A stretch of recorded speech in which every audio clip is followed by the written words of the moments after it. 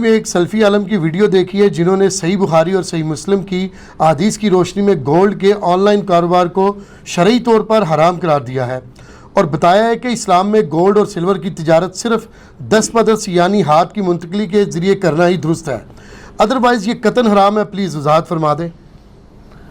میں نے تو خیر یہ کلپ ایسا کوئی نہیں دیکھا، ہو سکتا ہے اگر یہ کہہ رہے ہیں تو ہوگا۔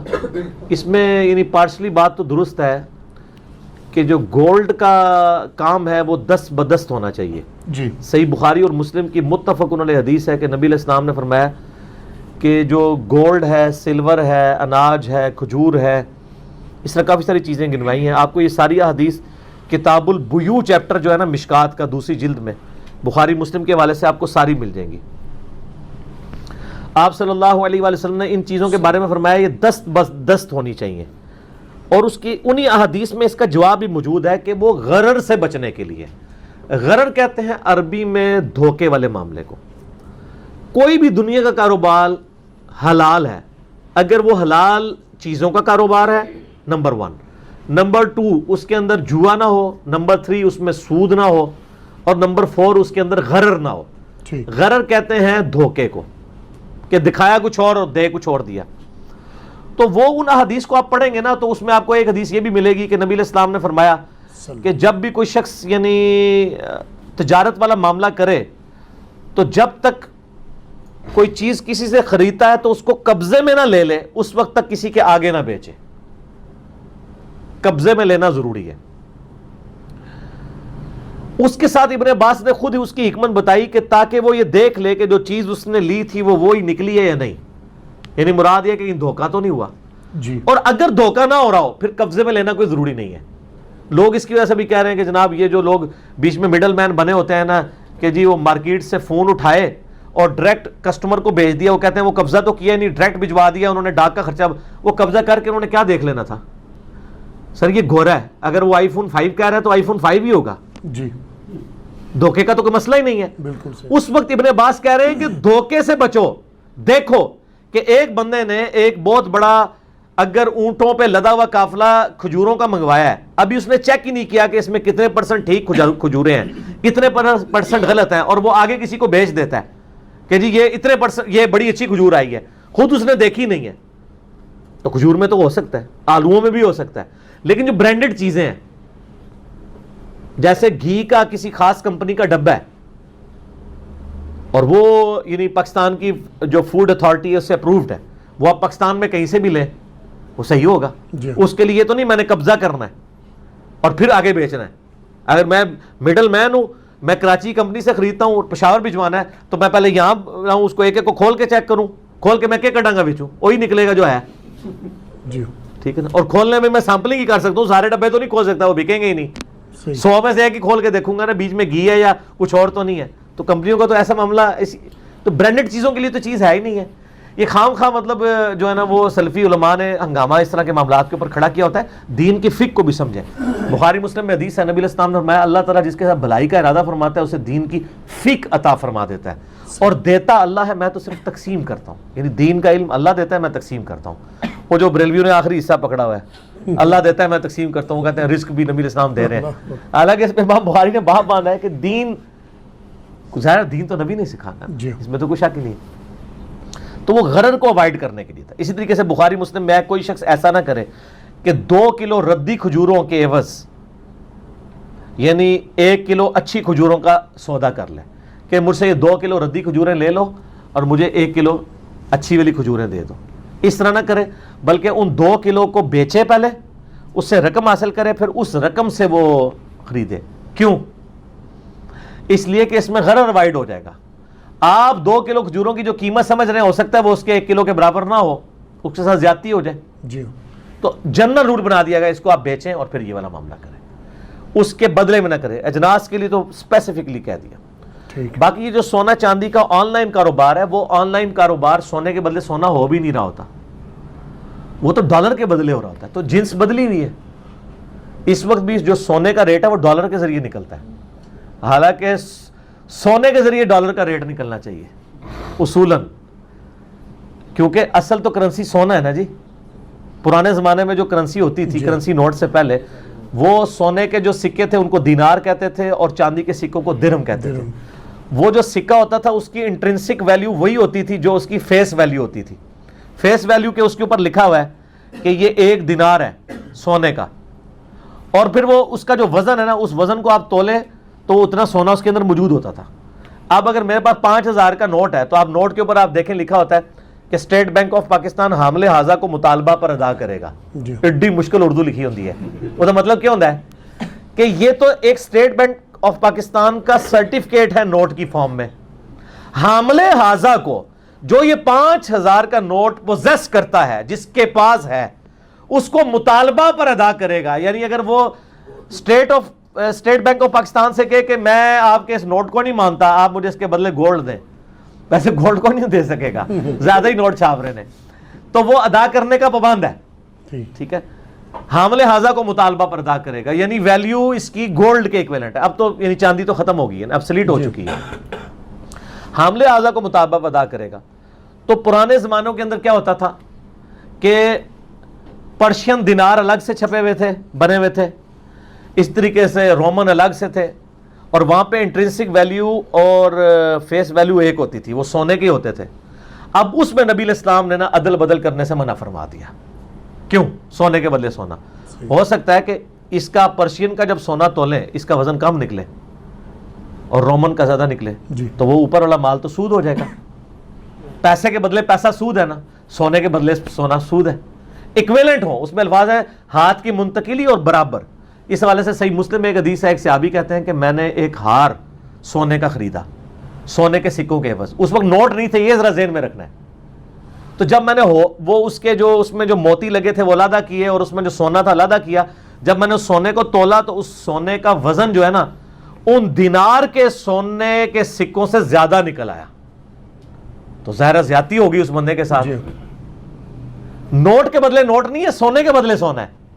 تو نبی علیہ السلام نے ہمیں حکم فرمایا کہ کبھی اس طرح کا ہار نہ خریدو, بلکہ پہلے ہار کو کھولو, اس کا سونا تولو, اور دوسرے کے بھی سکے سونے کے تولو. دونوں کا جب وزن برابر ہو پھر وہ سودا کرو. کم زیادہ ہوگا تو سود والا معاملہ ہوگا. یہ بڑا یعنی سخت معاملہ ہے. اور آپ بخاری مسلم میں یہ حدیثیں پڑھ کے دیکھیں نا, تو میں نے ایک کربلا والے ریسرچ پیپر میں بھی اس کی ملتی جلتی ایک حدیث ڈالی ہوئی ہے. کربلا تو ہر جگہ آ جاتی ہے نا. ہاں, یہ حدیث ہے جی صحیح مسلم میں ہے 4061 انٹرنیشنل نمبرنگ دارالسلام کی جو ہے, یہ یہاں رکھی ہوئی ہے حدیث کی 4061 انٹرنیشنل کنٹینیوس نمبر.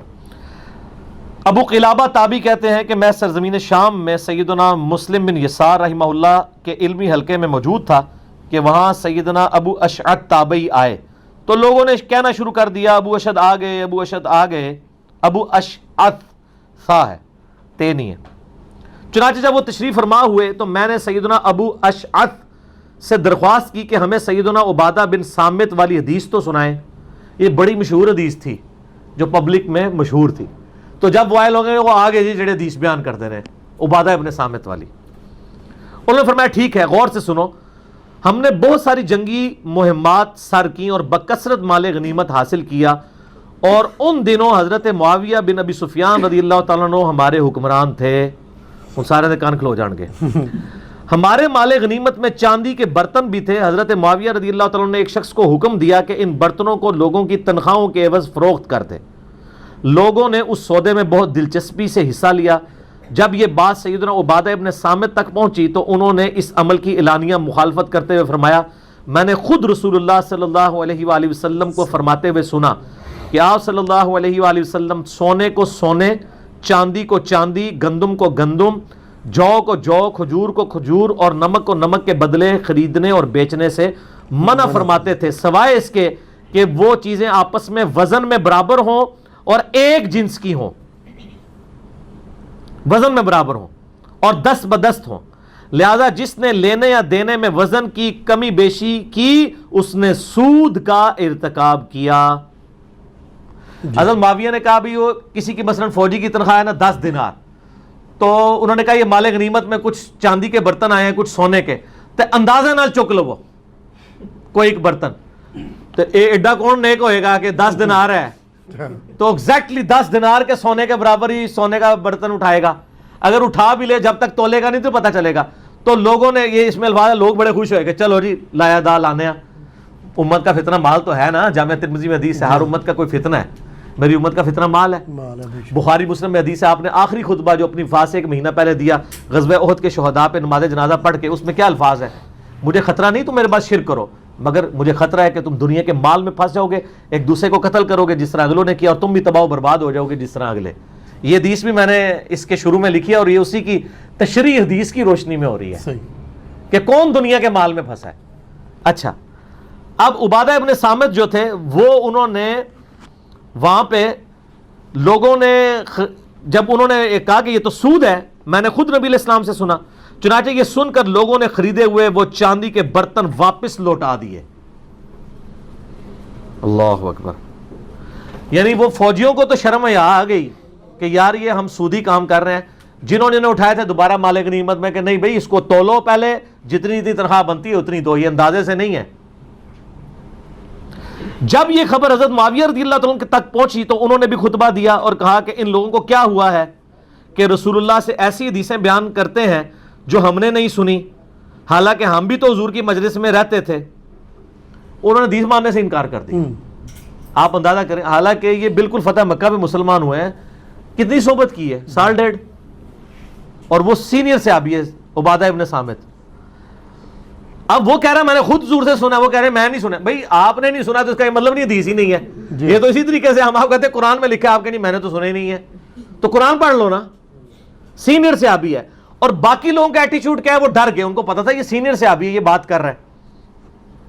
یہ الموطا امام مالک میں سنن نسائی میں بھی ملتا ہے۔ یہ پھر شکایت حضرت عمر تک پہنچی، حضرت عمر نے پھر حضرت معاویہ کو بڑا ڈانٹا اور کہا کہ میں تمہارے ساتھ سینئر صحابہ اس لیے اٹیچ کیے ہیں کہ تمہیں دین کے معاملات میں مسئلے نہیں پتہ ہیں، تم خود سے نہ ڈیسیژن کر دیا کرو، ان کو ساتھ لے کے چلو، ٹھیک ہے۔ یہ حضرت عمر کے دور خلافت کا ایک یعنی تھا معاملہ۔ اچھا، اس حدیث میں پھر حضرت معاویہ نے خطبہ دیا اور کہا کہ ان لوگوں کو کیا ہوا ہے کہ رسول اللہ سے ایسی حدیثیں بیان کرتے ہیں جو ہم نے نہیں سنی، حالانکہ ہم بھی تو مجلس میں رہے ہیں۔ حدیث پر یہ اعتراض سن کر سیدنا عبادہ نے پھر اعلانیہ وہی حدیث وہاں پہ دہرائی۔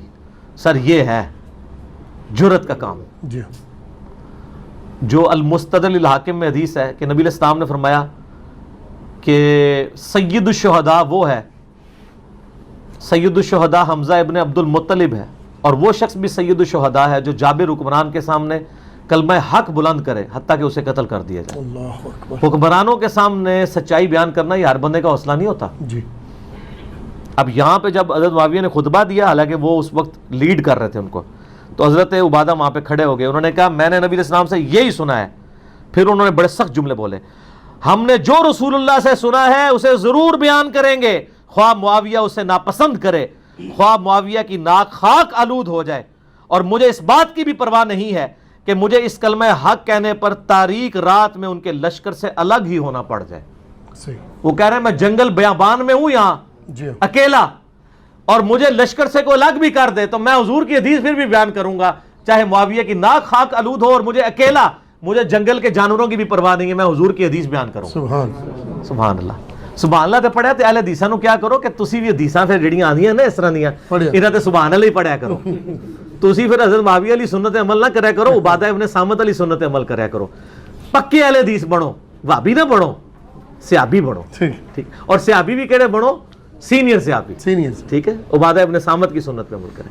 تو یہ وہ چیز تھی، تو یہ بھی ایک معاملات تھے۔ بل اب تو یعنی جو آن لائن کاروبار ہوتا ہے نا اس کا گولڈ کا، وہ ڈالرز کے عوض ہو رہا ہوتا ہے، اس کے اوپر اس طرح کا معاملہ نہیں ہے۔ اچھا، اسی طریقے سے آپ یہ دیکھیں، بعض لوگ یہ بھی سمجھتے ہیں کہ جی یہ مارچا مارا جاتا ہے جو وہ بھی اس میں حرام ہو جائے گا، وہ بھی سونے کے بدلے سونا ہوتا ہے، وہ ایسا نہیں ہوتا سر، سونے کے بدلے سونا ایسا نہیں ہوتا۔ آپ سونے کا ایک کڑا لے کے جاتے ہیں تو سنیارا کیا کرتا ہے، گولڈ سمتھ اس کو تولتا ہے، تول کے اس کی قیمت لگاتا ہے سر، کہ آج کی ڈیٹ میں سونے کا یہ ریٹ ہے، یہ قیمت ہے، اب اس میں آپ اتنا سونا ڈلواؤ گے تو اتنے پیسے مجھے اور دو گے تو میں آپ کو اس کا موٹے والا کڑا بنا دوں گا، یا ایک چوڑی کی 2 بنا دوں گا، ایسے ہی کرتا ہے نا جی، تو وہ تو 10 بدس کر رہا ہوتا ہے۔ مجھے کئی گولڈ سمتھ سنیارے مجھے ملے، ان کا جی ساڑھا تو کاروبار ہی رام ہو گیا ہے، تو وہ تو ہم یہ مارچا مارتے ہیں، میں نے کہا یہ وہ والی چیز ہے ہی نہیں ہے۔ اس لیے چیزوں کو یعنی تفقع کے ساتھ دیکھنا چاہیے کہ کون سی چیزیں کس طریقے سے، ان کو ویسے ہی لینا چاہیے۔ ٹھیک ہے، جزاک اللہ۔ علی بھائی سوال ہے، آج کل رولیکس یا راڈو کی طرح چائنا میڈ گھڑیاں مارکیٹ میں آ چکی ہیں جو اوریجنل کا ریپلیکا ہوتی ہیں، لیکن قیمت صرف 15,000 تک ہوتی ہے۔ پاکستان میں اس کاروبار کی اجازت ہے لیکن یورپ میں کاپی رائٹ کی وجہ سے منع ہے۔ ایسی صورتحال میں یہ کاروبار میرے لیے حلال ہے یا حرام؟ بڑا مشکل سوال ہے جی، یہ کاپی رائٹس والا ایشو واقعی ایک جرم ہے۔ ظاہر ہے ایک بندے نے اتنی محنت کر کے پیسہ لگا کے ایک ٹیکنالوجی ڈیولپ کی ہے اور آپ اس کو فوراً ڈیٹو کاپی کر لیتے ہیں۔ اس کو ہم اپنی انجینئرنگ میں کہتے ہیں ریورس انجینئرنگ، جی ٹھیک ہے۔ تو ریورس انجینئرنگ کر کے آپ اس چیز کو جو ہے وہ ریپروڈیوس کر کے، تو وہ اب اوریجنل راڈو کی اگر 1.5 یا 2 یا 3 لاکھ روپے کی گھڑی ہے اور آپ 15,000 روپے کی اس کا ریپلیکا بیچ رہے ہیں، ویسے جو خرید رہے ہوتے ہیں ان کو بھی پتہ ہے یہ ریپلیکا ہے اور وہ کوالٹی وہ نہیں ہوتی ہے، اس میں تو ظاہر ڈائمنڈ بھی لگا ہوا ہوتا ہے، اس میں ڈائمنڈ نہیں ہوتا، تو ظاہر اس کی جو مٹیریل کاسٹ ہے وہ اتنی نہیں ہوتی، لیکن ٹیکنالوجی کاسٹ تو ظاہر انہوں نے اس طریقے سے کر لی ہے۔ تو اس طرح کی جو چیزیں ہیں نا جی، ان میں انٹرنیشنل لیول کے اوپر یورپ میں اور امریکہ کے اندر تو آپ ایون کسی کتاب کی فوٹو کاپی بھی نہیں کروا سکتے، اس کے بھی رائٹس ہیں۔ وہ کہتے ہیں اس کتاب کے مالک آپ نہیں ہیں، آپ جس بندے نے محنت کی ہے اس سے کتاب خریدیں یا وہ اس کی فوٹو کاپی کرا کے آپ کو بیچے۔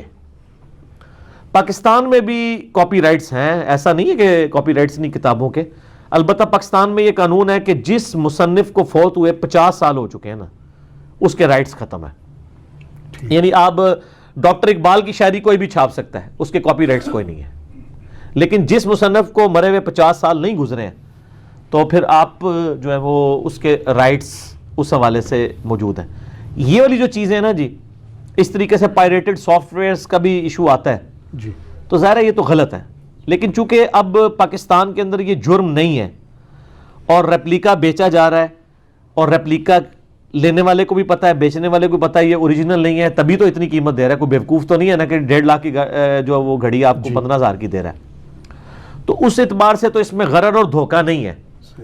اس میں میں مشورہ دوں گا کہ ایسے لوگ جو ہے نا اوریجنل بھی رکھیں اور کہیں جی یہ اوریجنل راڈو ہے، یہ 3 لاکھ کی ہے، یہ اس کا ریپلیکا ہے جس میں وہ والی چیزیں نہیں لگی ہوئی ہیں، لیکن دیکھنے میں یعنی شو مارنے کے لیے لوگوں نے لینی ہوتی ہے نا، سارے ساڑھے آتے نہیں دیسی گھڑیاں بننے والے تو دیسی بال پوائنٹ رکھنے والے، تو شو مارنی ہے تو اس کے لیے ٹھیک ہے، یہ آپ کو 15,000 کی مل جائے گی۔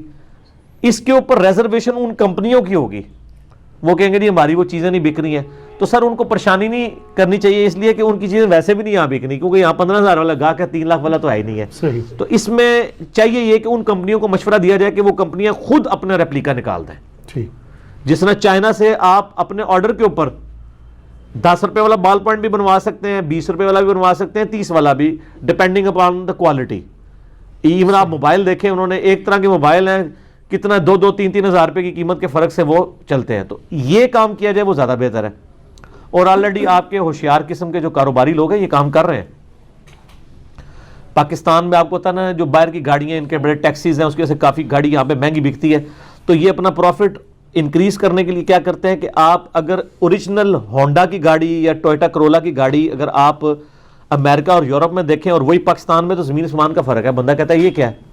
تو سر یہ ان کو کہتے ہیں کہ جناب آپ یہ چیز کم کر دیں، ہمیں کم پیسوں کی گاڑی منگوا دیں تاکہ ہم پروفٹ زیادہ کر لیں، تو وہ بتا دیتے ہیں جی آپ اس میں یہ فیچر نکال دیں، یہ فیچر نکال دیں، یہ فیچر نکال دیں، یہ بیٹری تھوڑی ڈاؤن کر لیں۔ یہاں تو حالت یہ ہے کہ میں وہ اگلے دن UPS کی بیٹری لینے گیا تو وہ آپ کو پتا ہے آج کل وہ ایک بیٹری کے وہ ایک سیل کے اوپر نا انہوں نے ٹرانسپیرنٹ والا نا ڈھکن لگایا جس سے آپ کو نا پتہ چل جاتا ہے اس میں پانی کم ہوا ہے زیادہ۔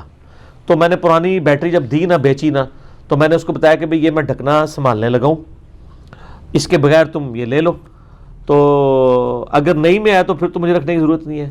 وہ کہتا ہے نہیں صاحب جی وہ نئی میں تو نہیں آ رہا، الگ نئی تو آگے ہونا چاہیے، تو اس نے نئی میں سے آلریڈی وہ 250 کا نکال کے بیچ دیا ہوا تھا۔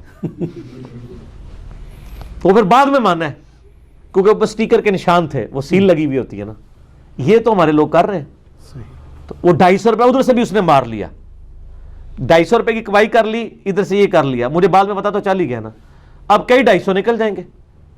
یہاں پہ کتنے آرام خور ہیں وہ آپ کو بتائیں گے کہ جناب پوری، مجھے ایک پولیس آفیسر ملے میرے، میں جب انجینئرنگ یونیورسٹی میں پڑھتا تھا تو وہاں پہ انچارج تھے اس وقت، وہ نئے یعنی دین کے راستے کے اوپر آئے تھے، داڑھی وغیرہ رکھی تھی، وہ مجھے بتا رہے تھے ان کو دل کی تکلیف ہو گئی تھی، مجھے بتا رہے تھے علی بھائی پوری زندگی میں جتنی رشوت کھائی ہے نا اس سے زیادہ میں اپنے علاج پہ لگوا چکا ہوں۔ سر کسی نہ کسی فارم میں یہ چیزیں نکل جاتی ہیں، صحیح، کبھی ٹینشن کی شکل میں، کبھی بیماری کی شکل میں. وہ اللہ تعالیٰ نے، اور یہ تو سر دنیا میں ابھی آخرت کا عذاب باقی ہے. یہ نہ سمجھیے گا اس کی وجہ سے آخرت کا عذاب ٹل گیا. جو آپ نے کسی کا حق مارا ہوا ہے وہ تو اسی نے معاف کرنا ہے. یہ تو اللہ تعالیٰ نے ایک رول طے کیا ہے کہ اسی لیے تو سورہ نساء کے اندر ہے جو لوگ یتیموں کا مال ناحق کھاتے ہیں وہ اپنے پیٹوں میں دوزخ کی آگ بھر رہے ہیں. دنیا میں آپ انگارہ اپنی زبان پہ رکھیں نا تو جل جائے گی، حرام کا مال رکھیں نہیں جلے گی، کیونکہ دنیا میں مورل لاز ایکٹیو نہیں ہے، صرف فزیکل لاز ایکٹیو ہیں. آخرت میں مورل لاز بھی ایکٹیو ہو جائیں گے کہ دنیا میں جو حرام کھایا تھا اس نے پیٹ میں مروڑ نہیں کیا تھا، لیکن وہی پیٹ میں اب آگ کا سانپ بنا ہوا ہوگا، کیونکہ اللہ تعالیٰ اللہ کیا حکم ہے نا، جس وقت جس چیز کو آرڈر دے دے. وہ تو سر سورہ حمیم سجدہ میں آتا ہے کہ انسان کی اپنی کھال ہاتھ پاؤں بھی بولیں گے، تو انسان پھر کہے گا کہ ان کو کس نے زبان دی، تو وہ چیزیں بول کے کہیں گی ہمیں اسی نے زبان دی ہے جس نے باقی مخلوقات کو بھی زبان دے دی ہے. یہ ہاتھ پاؤں خود انسان کے خلاف گواہی دینا شروع کر دیں گے، کھال گواہی دینا شروع کر دے گی. تو یہ مورل لاز ایکٹیو ہو جانے، لہٰذا اللہ سے ڈرنا چاہیے. اس طرح کے کاروبار کا معاملہ یہ ہے کہ جب تک پاکستان اس کو الاؤ کرتا ہے اور وہ کسٹم پے ہو کے آ رہا ہے، سمگلنگ کا سامان نہیں ہے اور ریپلیکا کے طور پہ آ رہا ہے، آپ بھیج سکتے ہیں، لیکن آپ اوریجنل کہہ کے اس کو نہ بیچیں جب تک وہ باہر کی کمپنیاں، جب باہر کی کمپنیاں جوڈیشری کے تھرو اپروچ کریں گی پھر یہاں پہ کوئی کھولے گا بھی نہیں. یہاں پہ کئی ایک لوکل برانڈ ہے جس کی آپ جعلی ریپلیکا کریں تو فوراً آپ کے اوپر مقدمہ ہو جاتا ہے. جیسے پنڈی میں سیور فوڈز ہے، ہمارے جیلم میں ایک بندے نے سیور فوڈز کھولا، انہوں نے فوراً کیا تو اس نے نام اپنا چینج کر دیا. تو اگر باہر کی کمپنیاں جو ہے نا ان تک یہ بات پہنچتی ہے اور وہ پاکستان میں بندی لگوانا چاہتی ہیں تو پاکستان سے رابطہ کر لیں اگر وہ بندی لگوانا چاہتے ہیں. اس سے بہتر یہ کہ وہ ریپلیکا خود نکال دیں. جیسے چائنا میں آپ کو پتا نا، چائنا سے ایک ہی چیز کئی گریڈز میں نکلتی ہے. یورپ امریکہ میں وہ اے گریڈ کی چیز جاری ہوتی ہے، وہ مہنگی ہوتی ہے. لوگ کہتے ہیں چائنا کا مال ہے. سر چائنا کو بری چیز نہیں ہے، چائنا آپ غریبوں کے حساب سے وہ مال بناتا ہے، وہ اچھا مال بھی بناتا ہے. چائنا تو اس ٹائم لیڈ کر رہا ہے. ایون امریکہ میں بھی جو سامان بک رہا ہے نا وہ بھی چائنا سے بن کے جا رہا ہے. تو وہ ان کے لیول کا بنا دیتے ہیں. آپ غریب لوگ ہیں تو آپ کے غریب لیول کا ہی، لیکن سر مہربانی ہے ویسے چائنا کی. سر پاکستان میں جو بوٹ آج سے 10-12 سال پہلے 500 روپے کے بکتے تھے نا، چائنا اس سے بہتر بوٹ آج 500 روپے کے آپ کو دے رہا ہے اور ڈسپوزیبل ہے. ایک سیزن بھی اگر 400-500 کا بوٹ نکال جاتا ہے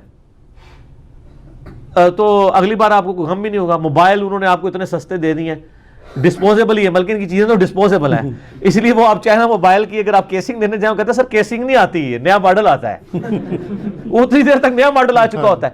تو یہ انہوں نے، میں کہتا ہوں غریبوں کی ماں ہے. کسی زمانے میں کہا جاتا تھا نا کراچی غریبوں کی ماں ہے. سر اس وقت غریبوں کی ماں چائنا ہے کہ پہلے ہمارے لوگوں کو لنڈے میں جا کے خریداری کرنی پڑتی تھی اور وہ عیب محسوس کرتے تھے. اب سر وہ نئی چیز خریدتے ہیں، نکالتی وہ بھی اتنا ہی ہے جتنا وہ اچھی چیزیں نکالنا ہوتا ہے، لیکن کم از کم ان کو سیٹسفیکشن تو ہوتی ہے نا. چائنا نے یہ بہت بڑی نیکی کی ہے. باقی جہاں تک یہ لنڈے کا سامان کا تعلق ہے تو یہ بھی کوئی عیب تو نہیں ہے، وہ بھی نئے ہی ہوتا ہے. وہ تو چیریٹی میں آتا ہے نا، وہاں سے وہ کرسمس کے موقع پہ دے دیتے ہیں اور یہاں پہ پہنچ جاتا ہے. بڑا اچھا سامان ہے، کوئی عیب تو نہیں ہے. اگر کوئی خرید کے لیتا ہے اور پہنتا ہے تو عیب والی بات تو نہیں ہے. جزاک اللہ.